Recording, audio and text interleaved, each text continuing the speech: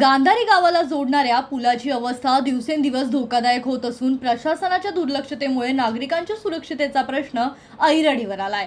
पुलाच्या मधोमध असलेल्या लोखंडी जॅकेटमध्ये मोठी फट पडली असून या फटीतून थेट नदीचे पाणी दिसत असल्याचे धक्कादायक चित्र समोर आले। पुलावरील लोखंडी प्लेट सैल झाली असून त्यासोबत कॉन्क्रीटचा भागही तुटलाय, त्यामुळे पुलाच्या सुरक्षितेवर प्रश्नचिन्ह निर्माण झालंय। या पुलावरून दररोज मोठ्या प्रमाणात दुचाकी, चारचाकी वाहने तसेच नागरिकांची ये-जा सुरू असते। अशा परिस्थितीत पुलावरील ही धोकादायक फट मोठ्या अपघाताला आमंत्रण देऊ शकते। विशेषतः सध्या पावसाळ्याचे दिवस असल्याने पुलावर पाणी साचते, त्यामुळे फट वाहन चालकांच्या लक्षात न आल्यास दुचाकी स्वारांचा तोल जाऊन गंभीर दुर्घटना होण्याची शक्यता व्यक्त केली जाते।